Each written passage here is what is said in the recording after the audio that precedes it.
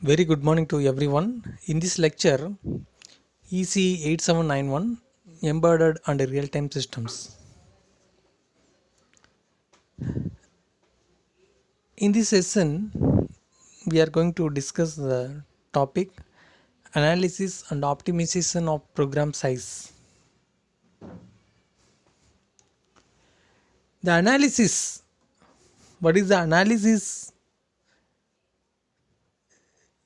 The analysis and optimization of program size. So, in previous session, we are discussed the models of programs and how to improve the performance in the software level, that is a programming level. Here the memory size of the program is determined by the size of the data and the instructions. So we can optimize the program, we can reduce the instructions, so we can optimize the memory size. Both must be considered to minimize the program size. A data, it provide an opportunity to minimize the size of the program, and also the data buffer can reused to several different point in the program, which reduce the program size.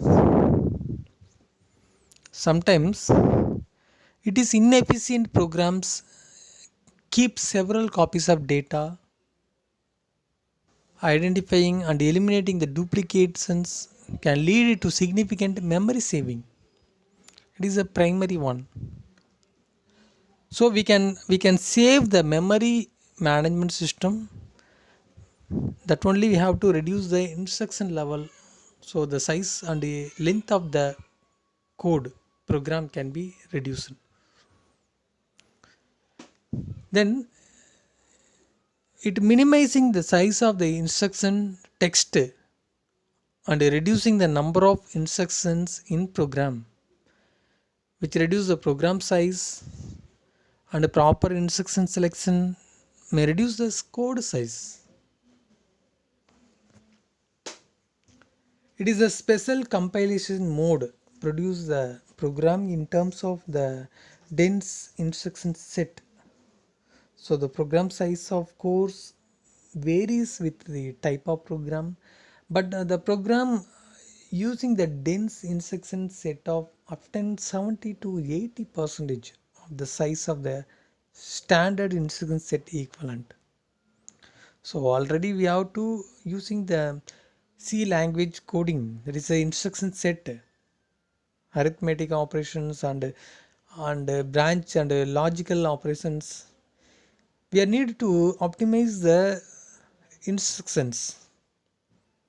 How to finalize the program? We have to underlying the looped conditions. So how to reduce the loop operations? How to omit the end modules conditions? That's why we have to optimize the size, that is a program size. So we have to reduce the program size automatically. We have to reduce the programming energy, and also the hardware interfering with the size of the elements, and also the hardware to to execute the operation of the program in the runtime program. We have to omit the latency of the delay, that is a product of the delay.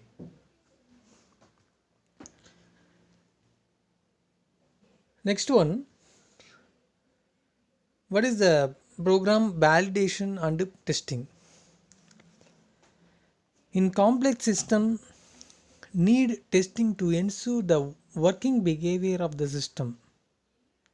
And the software testing, it used to generate the comprehensive set of tests to ensure that our system work properly.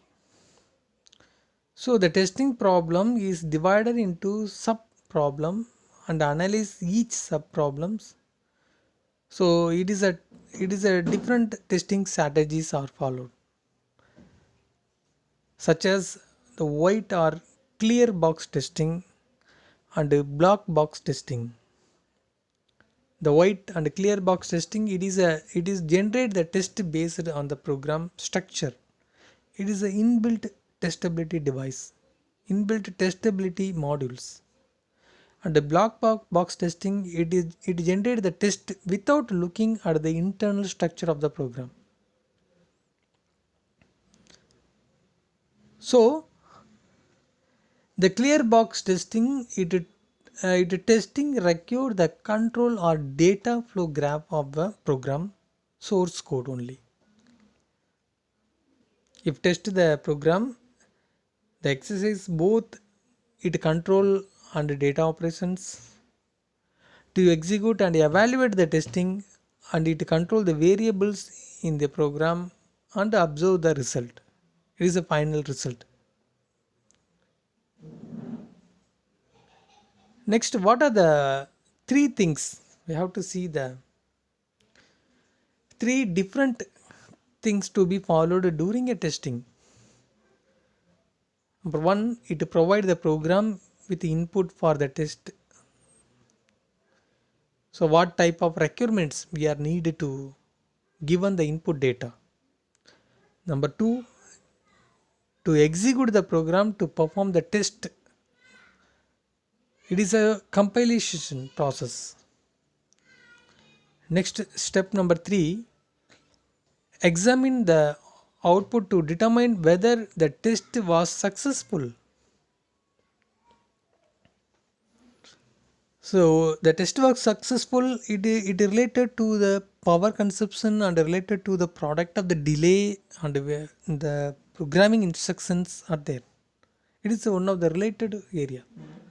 So the execution path, that is to the test the program by forcing the program to execute along the chosen path.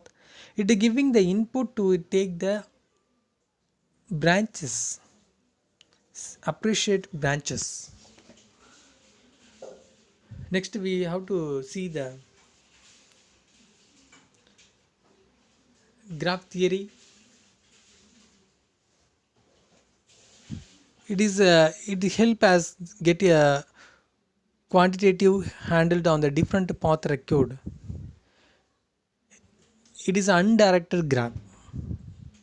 It is nothing but the form any path through the graph from combination of basic path. It is incident matrix contain each row and column. It represent as a node. Here one is entered for each node pair connected to edge. That is a B, C, D, E. It is a software metrics tool. It is used to measure the control complexity of the program. That is a flow of graph models. That is a edge in the flow of graph and a node in the flow of graph, and what type of components we are using, the number of components in the graph level. Then we have to find out the analysis, and we have to find out the testing models. That is a boundary scan testing models. Next we have to see the type of testing. That is a type of clear box test strategies. There is a three different category. Number one, branch testing, domain testing, and finally data flow testing. The branch testing, this is a strategy required that true and false branches of a conditional. In every simple condition in the conditional expression to tested at least once if x equal to good pointer and x is a field 1 is equal to third 3, it is a unaccepted line. So the bad code we actually wrote, if x equal to good pointer, the x field 1 equal to 3, the printf of get the value of n. Next we have to see the domain testing. It concentrates on linear inequalities. The program should use for the test is we test the inequality with three test points, the two on the boundary of the valid region and third outside the region, but between the L value of the other 2 points, that we can see the correct test and incorrect test boundary testing models. And what are the data flow testing? So the data flow testing, it uses of define use analysis, that is a definition use analysis. It is select path that have some relationship to the program functions. Then the data flow testing and then the compiler, it uses the definition use analysis for optimization. And then the variable values is defined when assignment is made to variable. It is used to when appear on the right side of the assignment. So these are the flow of testing in the each individual module. Next, black box testing. The black box testing, the testing are generated without knowledge of the code being tested, and it have the low probability of finding all the bug in the programs.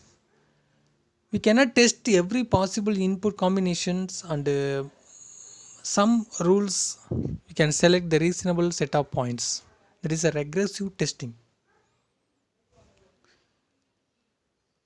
So this testing should be saved, that is applied to later version of the system.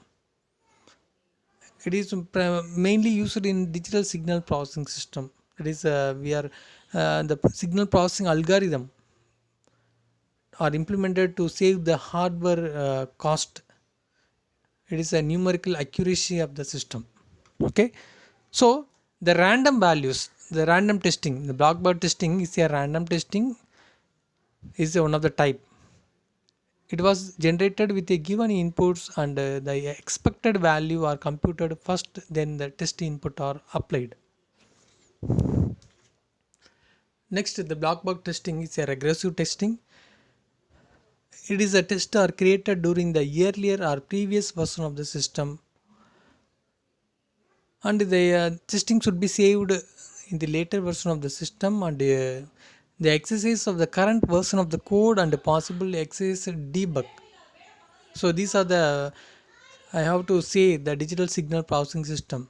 It's a signal processing algorithm are implemented to save the hardware cost, and also it generate the numerical accuracy of the system, and it generate from the original formulas without the reference of the source code. So in this session we have to study the complete set of embedded programming models, and what are the programming level performance, and what are the analysis and optimization of program size, and optimization process. Thank you for watching this video.